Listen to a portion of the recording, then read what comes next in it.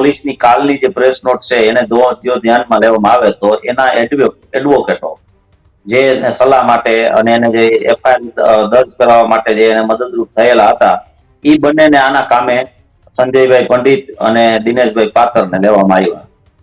X ને છોડી દેવામાં આવ્યું અત્યારે.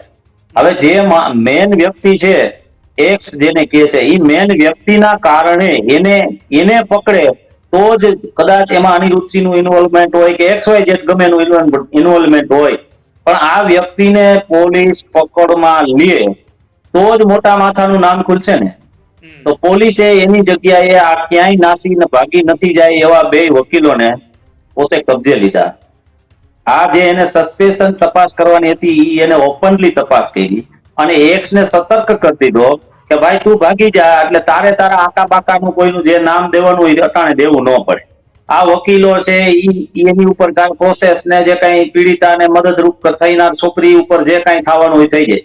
એટલે આ કેસની અંદર ચોક્કસપણે આ પોલીસ ચોક્કસ તપાસ કરી અને અમિતના મૃત્યુના સંદર્ભમાં એના પરિવારને જે ન્યાય મળવો જોઈએ ન્યાયની દિશામાં કામ કરતી હોય ને એવું નથી લાગતું. કારણ કે એને એક્સ ને પેલા પકડવો જોઈએ કે પેલા આ કાયમી કોર્ટની અંદર પ્રેક્ટિસ કરતા બંને વકીલોને આને ગમે ત્યારે તમે લઈ આવતા હતા.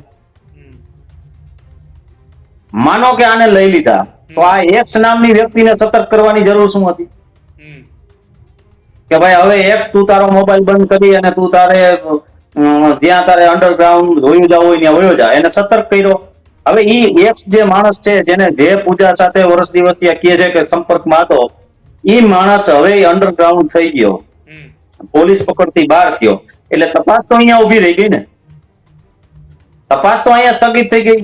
હવે ઈથી આગળ જયારે તપાસ થાય અને મુખ્ય જે આરોપી ષડયંત્ર રચનાર કે કાવતરું રચનાર કે જે કઈ ફાઇનાન્શિયલી મદદ કરનાર કે એક્સ વાય જેડ કોઈ પણ હોય એના સુધી પહોંચવું હોય તો આ એક્સ જરૂરી હતો.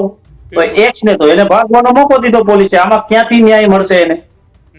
પરિવારને ન્યાય કેવી રીતે મળશે?